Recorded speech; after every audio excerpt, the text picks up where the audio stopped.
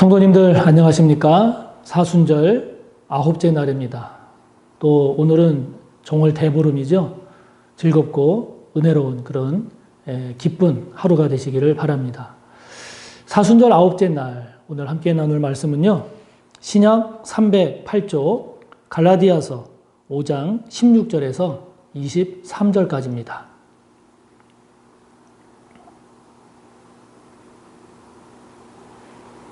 신약 308조 갈라디아서 5장 16절에서 23절까지의 말씀 함께 봅니다.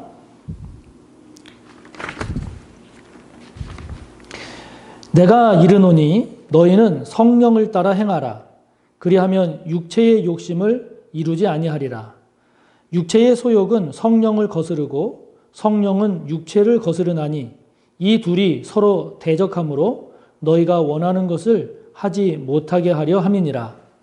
너희가 만일 성령에 인도하시는 바가 되면 율법 아래에 있지 아니하리라. 육체의 일은 분명하니 곧 음행과 더러운 것과 호색과 우상 숭배와 주술과 원수 맺는 것과 분쟁과 시기와 분냄과 당 짓는 것과 분열함과 이단과 투기와 술 취함과 방탕함과 또 그와 같은 것들이라. 전에 너희에게 경계한 것 같이 경계하노니 이런 일을 하는 자들은 하나님의 나라를 유업으로 받지 못할 것이요 오직 성령의 열매는 사랑과 희락과 화평과 오래 참음과 자비와 양선과 충성과 온유와 절제니 이 같은 것을 금지할 법이 없느니라.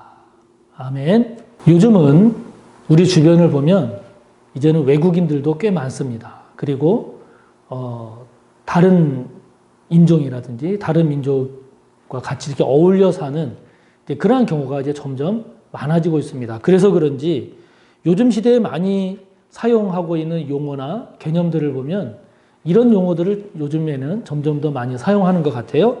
예를 들면 이런 용어들이죠. 다양성, 다문화, 상호 이해, 통합, 조화.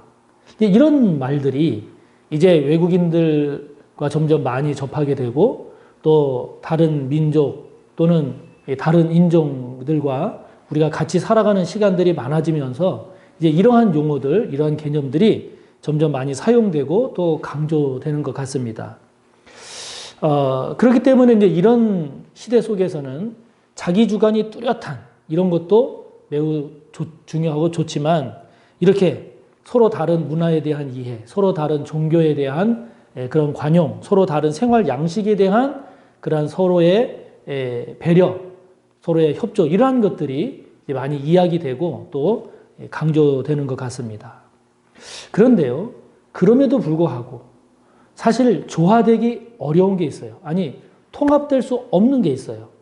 아무리 조화와 통합이 중요한 좋은 그러한 것이라 할지라도 서로 대립될 수밖에 없는 게 있어요. 그런 것들 또한 우리가 잘 분별하고 잘 알아야 되겠다라는 생각이 듭니다. 예를 들면 빛과 어두움 이런 거죠. 빛과 어두움은 같이 있을 수가 없잖아요. 통합되고 조화될 수가 없어요. 빛이 있는 곳에는 어둠이 함께할 수가 없잖아요. 어둠이 있는 곳에는 빛은 없습니다. 빛과 어둠은 조화되거나 통합될 수가 없죠. 오늘 말씀을 보면 또 예를 들면 어떤 게 나오는 거 아니? 육체의 욕심, 육체의 소욕을 따라 사는 삶과 성령을 따라 사는 삶. 이거는 조화의 문제가 아닌 거예요. 뭐 이만큼 하고 나머지는 이게 안 되는 거예요. 육체의 욕심, 소욕을 따라 사는 것과 성령을 따라 사는 것은 서로를 배려하고 조화될 수 있는 이것이 아니라 육체의 소욕, 육체의 욕망을 따라 살면 성령을 거스르는 삶이 되고 성령을 따르는 삶을 살게 되면 그것은 육체의 삶, 육체의 욕망을 거스르는 삶이 되는 거죠. 오늘 말씀을 보면 육체의 욕심, 육체의 소욕, 육체의 욕망을 따라 사는 삶은 어떤 삶인가? 오늘 말씀을 보면 19절, 20절을 보면 좀 더 구체적으로 열거하고 있습니다. 이런 삶입니다. 음행, 더러움, 호색. 도색은 뭐 음란이나 방탕 이런 걸로 이야기할 수 있겠죠. 우상숭배, 주술, 미신 믿는 거, 원수매증, 분쟁, 시기, 분냄, 당짓기, 분열, 이단, 투기, 술취함, 방탕과 그와 같은 것들. 이것이 육체의 욕심, 소욕, 욕망을 따라 사는 삶이라고 말씀합니다. 이어지는 21절을 보면 이렇게 살면 그 결과가 어떻게 되는가? 하나님의 나라를 유업으로 받을 수가 없다는 거예요. 하나님의 나라에 참여할 수가 없다는 겁니다. 그러니까 이건 조화의 문제가 아닌 거죠. 그러면 이런 육체의 삶이 아닌 성령을 따르는 삶은 그럼 어떤 삶이냐? 그거는 성령의 열매를 맺는 삶인데, 그러면 성령의 열매로 맺혀지는 그 열매가 뭐냐? 오늘 말씀을 보면 사랑이 있습니다. 사랑의 열매를 맺는 삶, 희락, 기쁨이죠. 화평, 인내, 오래 참음입니다. 자비, 다른 말로 말하면 친절, 양선, 다른 말로 말하면 선행입니다. 충성, 온유, 절제. 이와 같은 열매를 맺는 삶이 성령을 따르는 삶인데, 이런 성령을 따르는 이런 삶을 살면 육체의 욕망을 따르는 삶이 안 된다는 거죠. 그러니까 이거는 서로 배려하고 좋아하고 통합되는 문제가 아닌 거예요.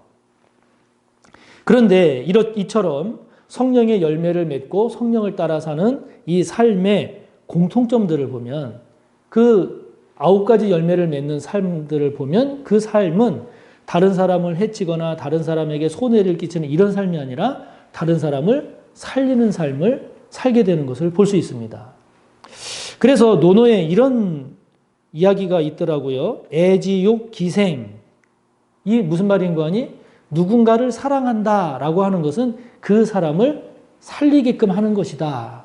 이런 의미입니다. 자, 여러분, 저와 여러분, 그렇다면 저와 여러분은 어떤 삶을 살아야 하겠습니까?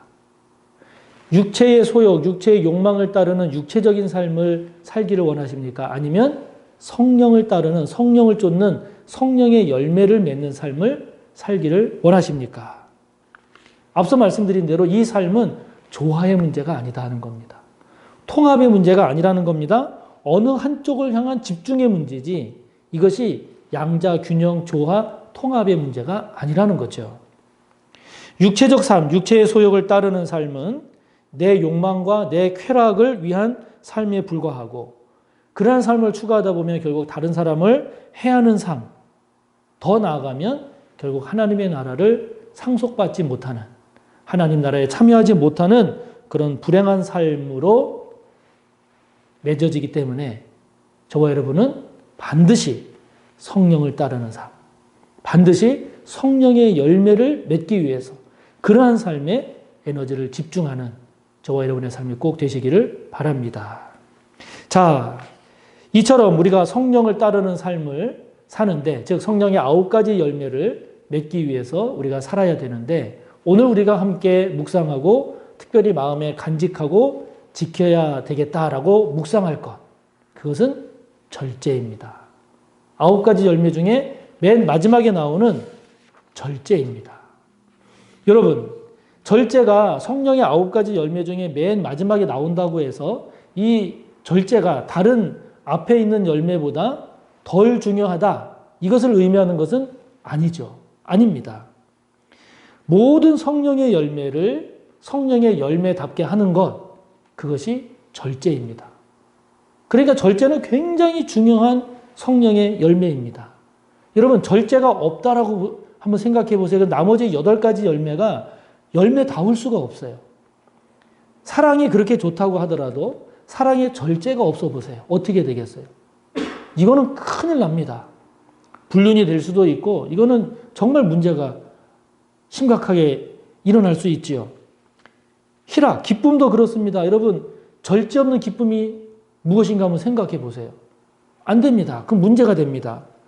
화평도 마찬가지고 오래 참음도 마찬가지입니다. 절제 없는 오래 참음, 절제 없는 자비, 절제 없는 양선, 절제 없는 충성, 절제 없는 온유. 여러분, 절제되지 않는 것들을 생각해 보세요.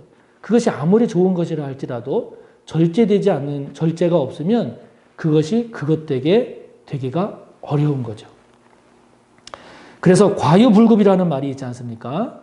정도가 지나친 것은 미치지 못하는 부족함과 같은 거다라고 하는 거죠. 그래서 이 절제라고 하는 것이 굉장히 중요합니다.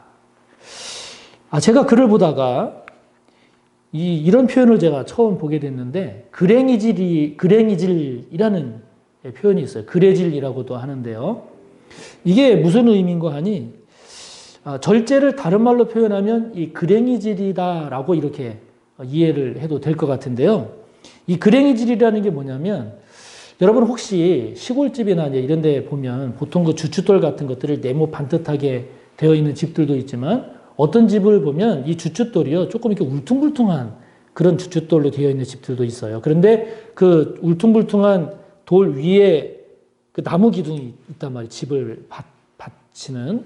그럼 이 나무 기둥하고 울퉁불퉁한 돌이 어떻게 이게 돼 있는가를 보면 결국은 이 울퉁불퉁한 돌을 그대로 놔두고 나무의 표면을 이 울퉁불퉁한 면에 맞도록 이게 다듬은 거란 말이에요. 그래서 그 울퉁불퉁한 돌에 이 나무 기둥이 딱 맞게 이렇게 올려져 있어서 그래서 그 위에 이제 집들이 이렇게 되는데 요 울퉁불퉁한 돌의 모양의 이 나무를 이렇게 맞추는 이게 이제 그랭이질이라고 하는 겁니다. 그레질이라고도 하는데요. 절제를 그랭이질이다. 내 자신을 그랭이질한다. 라고 보면 참 이게 절제에 대한 아주 적합한 의미 있는 표현이 된다라는 생각이 드는 겁니다. 그래서 절제가 뭘까? 나를 다듬는 겁니다.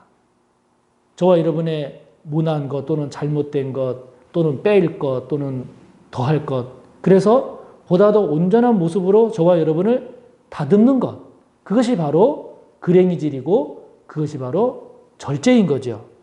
그것을 잘 해야 저와 여러분의 믿음의 집, 인생의 집이 더욱 든든하게 잘 지어질 수가 있는 거죠. 주식을 오래 한 제가 아는 저의 대학 동기가 있는데요. 한 20년 넘게 주식을 계속 해오고 있어요. 그런데 그렇게 오랫동안 하면 다 전문가고 그리고 다 성공하겠다고 하는데 근데 그 친구 말을 들어보면 주식에 있어서 제일 어려운 것이 절제하는 거랍니다. 절제가 그렇게 어렵대요. 절제가.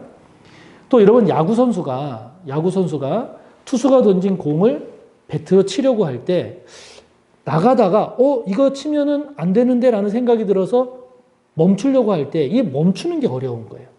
그러니까 절제가 이게 생각보다 어렵다는 겁니다. 분노도 마찬가지잖아요. 무슨 일을 잘 해가다가 솟아오르는 분노를 조절을 못해서 그것이 폭발하게 됐을 때 결국 공든탑이 무너지는 결과를 초래하는 경우도 우리가 종종 보지 않습니까? 그러므로 이 절제라고 하는 것이 매우 중요함을 우리는 오늘 다시 한번 생각하게 됩니다. 자, 여러분, 오늘 우리가 성령의 열매를 하나하나 이렇게 생각을 해 갈 때 저와 여러분 지금 살아가면서 맺고 있는 열매가 무엇인가를 한번 돌아봤으면 좋겠습니다.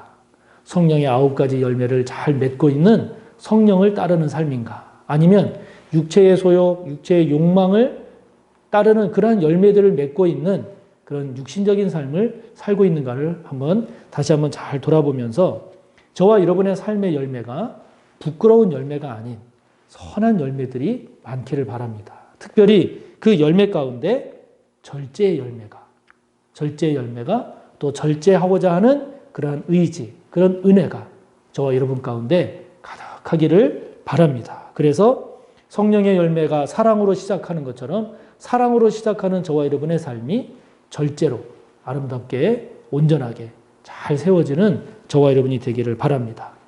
절제가 단순히 참고 견디는 것이 아니라 그랭이질 하듯이 저와 여러분의 모습을 보다 더 성숙하고 아름다운 모습으로 다듬어가는 그래서 더 온전해지는 이 사순절 기간이 되기를 바랍니다. 함께 나눈 말씀 생각하며 묵상하며 기도하시고 오늘도 기도의 제목을 이어 기도하시기 바랍니다. 감사합니다.